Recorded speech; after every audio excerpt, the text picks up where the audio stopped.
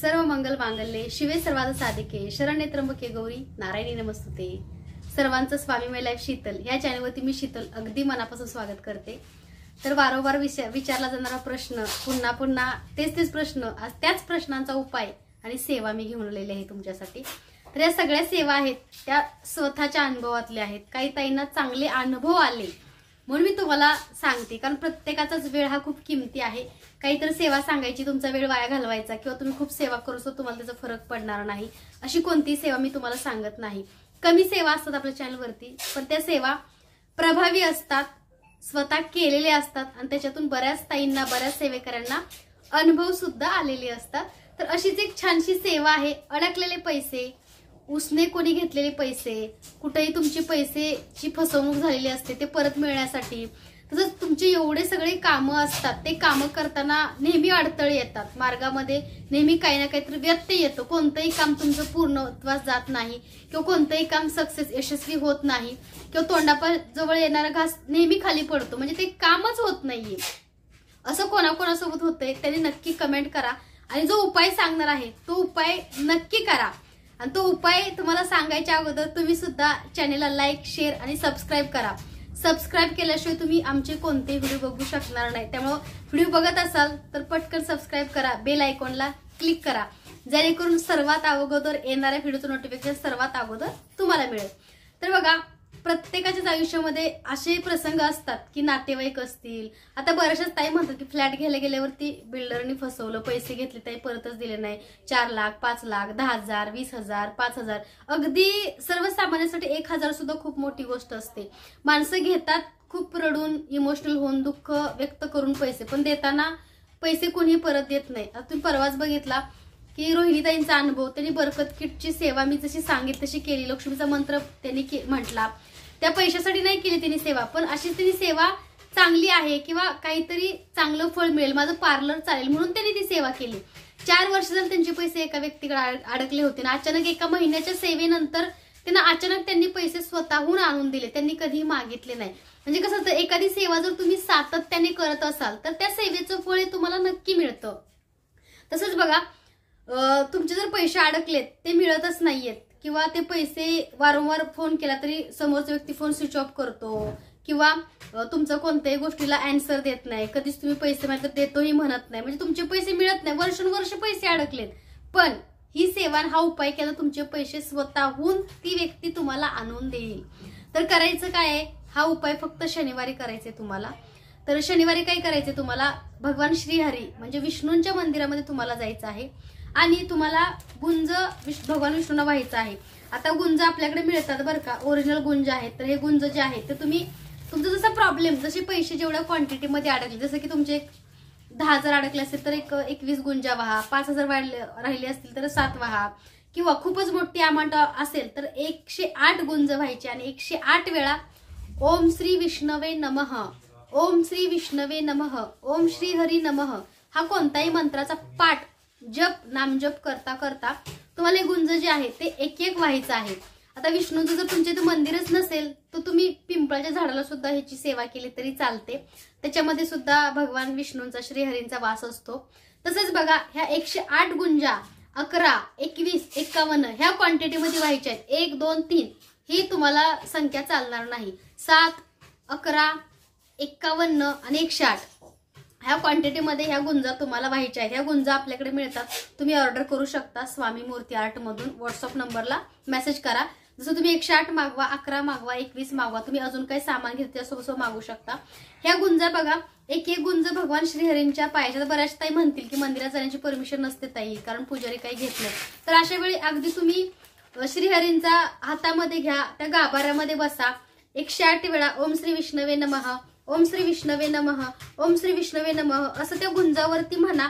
आणि त्या गुंजा, जसं की प्रत्येक मंदिराच्या बाहेर बघा पैसे टाकतो आपण, हार फुलं ठेवतो, असं काहीतरी असतं, त्याच्यामध्ये त्या गुंजा वाहिल्या तरी चालतात, कारण तुम्ही जी सेवा करताय भगवंताच्या, तुम्ही गाभाऱ्यात गेलाय, त्यांच्या चरणाशी आहात, त्यांच्या पवित्र स्थानामध्ये जाऊन तुम्ही ती सेवा करताय, तर ती भगवंतापर्यंत नक्की पोहोचते।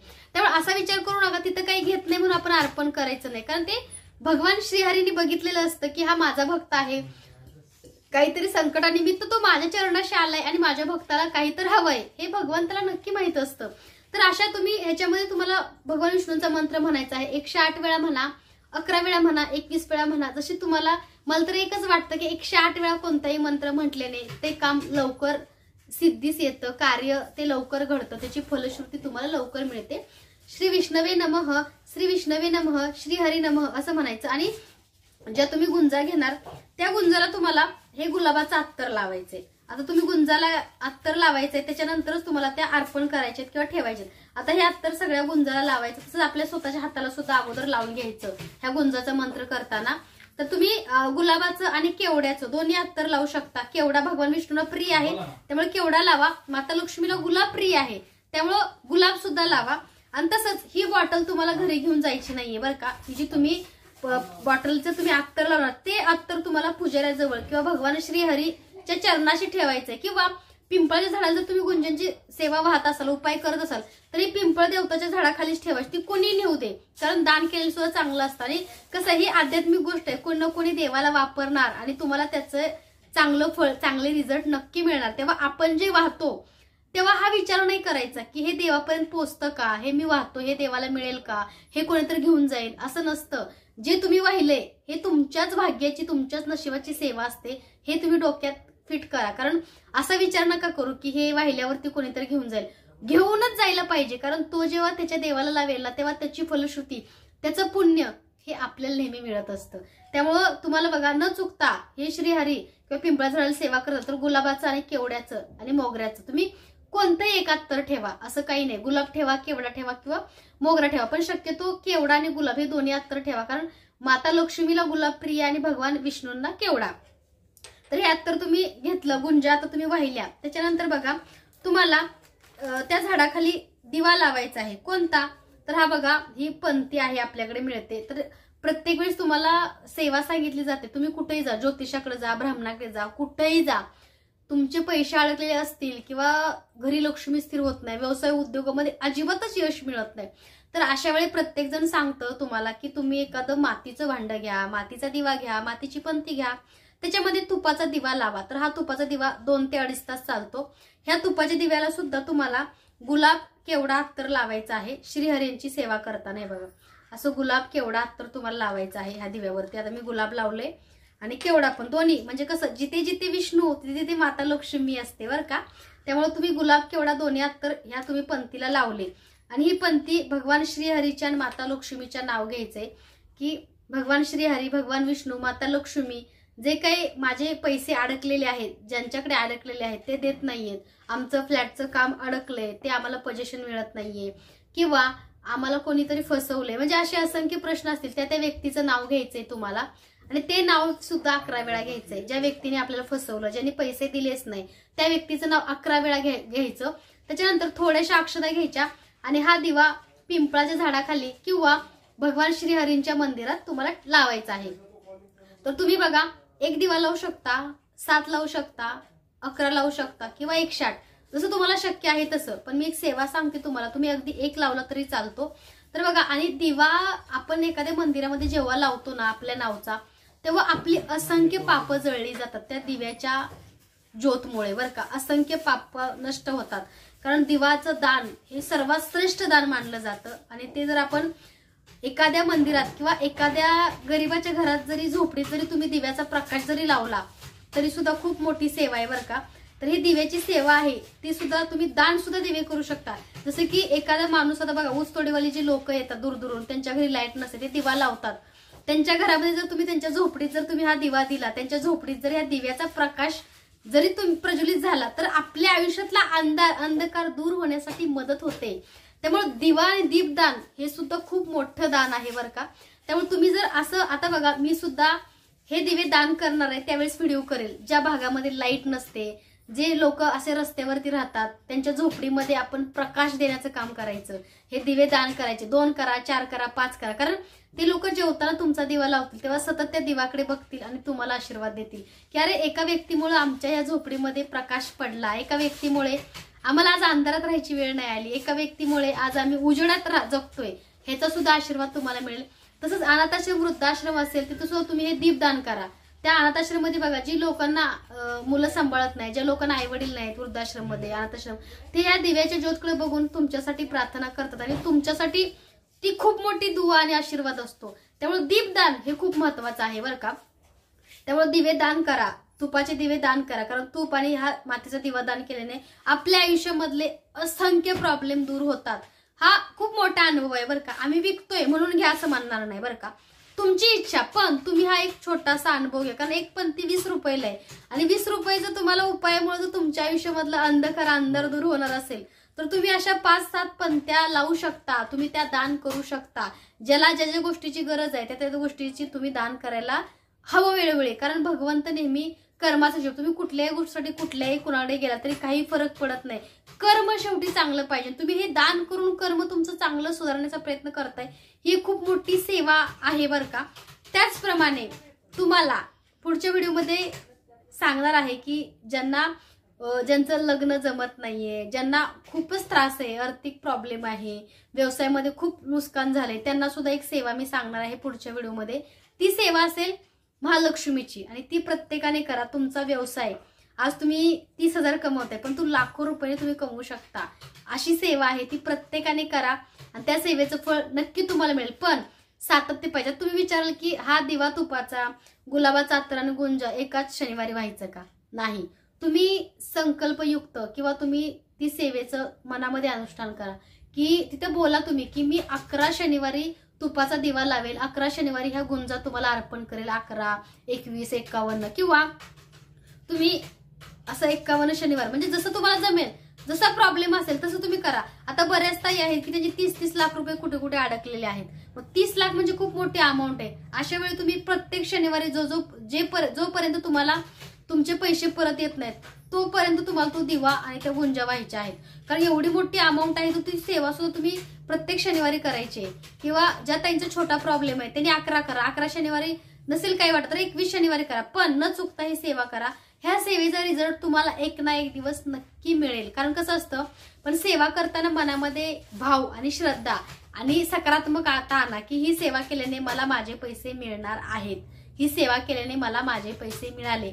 जो विचार कराल तसंच घडेल. मनामध्ये किंतु परंतु निगेटिव्ह कोणतीही गोष्ट आणू नका. कारण हा उपाय काहीतरी 20 रुपयाची एक पंथी आहे, छोटंसं एक अत्तर आहे, त्याच्यानंतर गुंजा आहेत. तुमचा हा उपाय आहे तो फक्त 200-250 रुपयामध्ये होतो. तर हा 200-250 रुपयासाठी तुम्ही एवढी मोठी अमाऊंट गुंतवली असते ते तुम्हाला मिळणार असते. त्यामुळे हा उपाय नक्की करा. तसंच बघा, तुमच्या आयुष्यामध्ये खूपच प्रॉब्लेम असतील तर तुम्हाला एका शुक्रवारी माता लक्ष्मीच्या मंदिरात जाऊन ही मोत्याची माळ अर्पण करायची, किंवा एक 7-11 मोती जरी अर्पण केले तरी चालतात. माता लक्ष्मीला मोती फार प्रिय आहेत, त्यामुळे 11, 7, 51, 160 क्वांटिटीमध्ये तुम्ही अशी माळ घातली. तर ही एक ताई आहेत बरं का उस्मानाबादच्या, तर त्यांनी ही खास त्यांच्याकडं सोलापूरला महालक्ष्मीचं मंदिर आहे, तर त्यांनी महालक्ष्मीसाठी ही माळ आमच्याकडं खरेदी केली. ओरिजिनल माळ आहे बरं का मोत्याची. तर त्यांना माता लक्ष्मीला ती घालायची आहे, त्यामुळे त्यांनी ही आमच्याकडून बनवून घेतलेली आहे. तर खूप सुंदर अशी ओरिजिनल मोत्याची माळ आहे. तुम्ही मोती 2 घ्या, 5 घ्या, 7 घ्या. कारण बघा, मी धनलक्ष्मी कुंचन सेवा सांगतात सुद्धा तुम्हाला मोती टाकायचे आहेत, कारण मोती हे माता लक्ष्मीला प्रिय आहे. तसंच बघा, ह्या मोत्याची एक सेवा सांगितली की तुमचं कोणतंही काम होत नाहीये किंवा तुमच्या अडकलेली कामं होत नाही, त्यावेळी तुम्हाला मी सांगितले चांदीच्या वाटीमध्ये तुम्हाला मोती ठेवायचे. मागची सेवा सांगितली, चांदीची वाटी घ्या, त्याच्यामध्ये मोती उत्तर कोपऱ्यामध्ये तुम्हाला ईशान्य दिशेला ही चांदीची वाटी ठेवायची. तुमची इच्छा बोलायची आहे आणि गंगाजल आधी स्वच्छ करून घ्यायचं आहे ते जागा, स्थान पवित्र. त्याच्यानंतर मोती ठेवायचे वाटीमध्ये. तुम्ही 7 ठेवा, 5 ठेवा, 11 ठेवा, 160 ठेवा आणि तुमची इच्छा मनोभावी माता लक्ष्मीला बोलायची आहे. आणि रोज हे जे तुम्ही मोती ठेवणार त्या वाटीत रोज तुपाचा दिवा त्या वाटीच्या समोर लावायचा आहे. तुम्ही हा लावू शकता किंवा आपल्याला तुपाचा डब्बा मिळतो 50 वातींचा, तो सुद्धा तुम्ही लावू शकता आपल्या त्या म्हणजे वाटीच्या समोर. रोज लावायचं आहे, कारण माता लक्ष्मी तुपाच्या दिव्याने स्थिर होते. माता लक्ष्मी तुपाचा दिवा ज्या घरामध्ये प्रज्वलित केला जातो त्या घरामध्ये माता लक्ष्मी आकर्षित होते. तर तुम्ही रोज लावला तरी हा दिवा चालतो, किंवा हा दिवा संपल्यानंतर 2.5-2 तासाचा त्याच्यामध्ये तुम्ही आपल्याकडे 1 तास 5 मिनिटं चालणारी तुपाची वात सुद्धा तुम्ही अगदी ह्याच्यामध्ये अत्तर लावून लावायचे. नेहमी तुपाचा दिवा कधी खाली लावायचा आहे, प्रत्येक वेळेस तुपाचा दिवा लावताना अत्तर लावायचं या तुपाच्या दिव्याला. त्याचप्रमाणे बघा, बऱ्याचशाच आयुष्यात प्रश्न असतील, प्रॉब्लेम्स असतील, तर तुम्हाला तुमचं कर्म चांगलं करायचं असेल तर तुम्ही प्रकट दिन येत आहे, गुढीपाडवा येत आहे, घरामध्ये किंवा एखाद्या कोणतंही मंदिर असू दे त्या मंदिरामध्ये 108 तुपाचे दिवे, 21 तुपाचे दिवे, 11 तुपाचे दिवे लावा. तुमचं सगळं पाप, सगळं वाईट कर्म त्या तुपाच्या ज्योतीमध्ये जळून जाईल. कारण आपण कोणाचं तरी नाही का उजेड बनायचा प्रयत्न करू. आपलं आयुष्य हे लख्ख उजडलेलं असावं असं प्रत्येकालाच वाटतं, पण काही कर्माने, काही प्रारब्धाने ते पूर्ण झाकलेलं असतं किंवा खूप काही गोष्टी आयुष्यामध्ये घडत असतात. त्यामुळे तुम्ही दीपदान, हा तुपाचा दिवा नक्की तुम्ही दान करा. तसंच तुम्ही शुक्रवारी प्रत्येक माता लक्ष्मीच्या मंदिरात सुद्धा तुपाचा दिवा लावा. तरी तुपाच्या दिव्याची जी सेवा आहे ती खूप प्रभावी आणि खूप चांगली आहे. खूप ताईंना ह्याचा अनुभव आणि रिझल्ट खूप चांगला आलेला आहे. कमेंट तुम्ही नक्की वाचत जा, कारण ज्यांनी ज्यांनी सेवा केली त्यांच्या आयुष्यामधले ते दुःख दूर झाले. परवाच एक मी व्हिडिओ शेअर केला, म्हणजे एक कम्युनिटीमध्ये रात्रीच एक पोस्ट केली एका ताईंचा, खूप मोठा अनुभव आहे. तुम्ही तो सुद्धा बघा. कारण कसं असतं की उगाच कोणाची तरी बघून ही सेवा तुम्हाला सांगायची, मला माझं चॅनेल चालवायचंय, व्यवसाय, असं काही नाही. कारण कसं असतं प्रत्येकाचा वेळ किमती असतो. आज जरी तुम्ही माझ्याकडे साहित्य घेतलं, सेवा केली, नाही फरक पडला तर तुम्ही एक ते म्हणाल की आम्हाला फरक नाही पडत, पण असं होत नाही. कारण मी एवढ्या विश्वासानं सांगते म्हणजे ह्या सेवेचा काहीतरी रिझल्ट, काहीतरी फळ तुम्हाला मिळणार आहे. त्यामुळे ही अशी सेवा आहे. ज्यांना ज्यांचे पैसे अडकलेले आहेत, ज्यांचं काम अडकलंय, खूप कष्ट करून सुद्धा यश मिळत नाही, किंवा ज्यांची खूप मोठी इच्छा पूर्ण होत नाही, त्यांनी मोत्याची सेवा करा. ज्यांचे अडकलेले पैसे आहेत त्यांनी तुपाचा दिवा, गुंजा आणि गुलाब, मोगरा आणि केवढा अत्तर ही सेवा भगवान श्रीहरी विष्णूंच्या मंदिरात करायची आहे. तर ही सेवा आहे ती तुम्ही करा. आणि तुमचा अनुभव जेव्हा तुमचं काम होतं तेव्हा व्हिडिओला कमेंट करायला विसरू नका. चॅनलवरती नवीन असाल तर लाईक, शेअर, सबस्क्राईब करा. तसंच स्वामी माऊलींचा प्रकट दिन येत आहे. मूर्त्यांचं बुकिंग चालू आहे स्वामींच्या, तसंच वस्त्रांचंही बुकिंग चालू आहे. ज्यांना मूर्ती वस्त्र घ्यायचे आहेत त्यांनी अगोदर सांगायचं. अचानक मंत्र पुष्पांजली, अचानक पूजा होणार नाही, कारण खूप लोड आहे आपल्याकडं. प्रत्येकाच्या मूर्तीची पूजा, मंत्र पुष्पांजली लाईव्ह होते, त्यामुळे लवकरात लवकर बुकिंग करायचं आहे. आणि तुम्हाला ह्या सगळ्या गोष्टी घरपोच हव्या असल्यास खाली स्वामी मूर्ती आर्टचा बुकिंग नंबर आहे 8080932488 असं स्वामी मूर्ती आर्टचा बुकिंग नंबर आहे. त्याचबरोबर जेव्हा तुम्ही पेमेंट कराल फोन पे, गुगल पे, तेव्हा एकदा नंबर व्हेरीफाय करा. कारण जो बुकिंग नंबर आहे तो पेमेंटचा नंबर नाहीये, पेमेंटचा नंबर दुसरा आहे. त्या नंबरला फक्त पेमेंट करायचं आहे, कॉल कुणी करायचं नाही. बुकिंगसाठी फक्त मेसेज करा, कारण कोणाचे कॉल रिसिव्ह केले जात नाहीत. तर बघा, हे असं स्वामी मूर्ती आर्टमध्ये सगळं पूजा साहित्य तुम्हाला मिळतं. त्यासोबत जेव्हा श्रीहरींची विसरले पूजा करणार, त्यासोबत तुम्ही केवड्याची अगरबत्ती नक्की लावायची. आपल्याकडं काकू, आपल्याकडे केवडा अगरबत्ती मिळते, तर केवड्याची अगरबत्ती, पिंपळाच्या जेव्हा झाडाची सेवा करता, पूजा करता, तेव्हा सुद्धा त्याच्या खाली केवड्याची अगरबत्ती लावायची. भगवान विष्णूंना केवडा प्रिय आहे. त्याचप्रमाणे तुम्ही मंदिरामध्ये जर जात असाल, जसं मी सांगितलं गुंजांची सेवा करायला, गुंजाची सेवा केल्यानंतर तुम्हाला केवड्याची अगरबत्ती तिथं लावायची आहे 2. आणि तो अगरबत्तीचा जो पुडा आहे जो आपण नेणार भगवान श्रीहरींना व्हायला किंवा पिंपळा झाडाला, तेव्हा तो अगरबत्तीचा पुडा घरी घेऊन यायचा नाहीये तुम्हाला. आता विचारा की अगरबत्तीचा वाया जाईल, कोणतरी घेऊनच जाईल, दुसरंच वापरेल. तर ही गोष्ट देवासाठीच वापरली जाणार आहे, कोणाच्याही घरात लागू दे. भगवान विष्णूंना माहिती आहे ना की ही माझ्या भक्तांनी मला वाहिलेली अगरबत्ती आहे, त्यामुळे ही अगरबत्ती जेव्हा लावाल तेव्हा ती परत आणायची नाही, तुम्हाला तिथंच ठेवायची. म्हणजे पुजारी मंदिरात लावू दे किंवा कोणी घेऊन जाऊ दे, काही फरक पडत नाही, कारण ही तुम्ही वाहिलेली आहे, तुमच्या हाताने तिथं ती अर्पण केलेली आहे तुम्ही अगरबत्ती. त्यामुळे त्या सेवेचं फळ अगदी समोरच्याने जरी मंत्र जप केला तरी त्या सेवेचं फळ तुम्हालाच मिळणार आहे. त्यामुळं अगरबत्ती म्हणजे ही आध्यात्मिक गोष्ट आहे. अगरबत्तीचं कोणाच्या एखाद्या झोपडीमध्ये जर अगरबत्ती लावून सेवा होत असेल तर त्या व्यक्तीला अगरबत्ती नक्की द्या तुम्ही, कारण ह्या आध्यात्मिक गोष्टी ज्यांना आपण देतो ते सेवाच करणार आहेत ना, त्याचा गैरवापर होत नाही. त्यामुळे हे सुद्धा एक दान झालं. आणि ह्या अगरबत्ती लावून तो व्यक्ती सेवा करतोय म्हणजे त्याचं पुण्य तुम्हाला मिळणार आहे. त्यामुळे अगरबत्ती सुद्धा तुम्ही दान करा. आता एक दिवशी मी मोठा व्हिडिओ करणार आहे की ज्यांच्या घरी पूजा सुद्धा होत नाही, ज्यांना अध्यात्म माहित नाही, त्यांना अध्यात्माकडे वळवायचं आहे. एखाद्या झोपडीत तुम्ही गेला, तुम्हाला वाटलं गरजू आहे, गरीब आहे, त्याला अन्नदान जरूर करा, पण त्याला सांगा अरे तुझ्यावरती आज हे दिवस आहेत, तर तू का नाही एखाद्या गुरुची सेवा करत, एखाद्या गुरुचा हात का नाही पकडत, तुझ्या आयुष्यामध्ये मार्गदर्शन करण्यासाठी, तुला योग्य मार्गावरती घेऊन जाण्यासाठी तुझा कोणीतरी गुरु असायला पाहिजे की नको.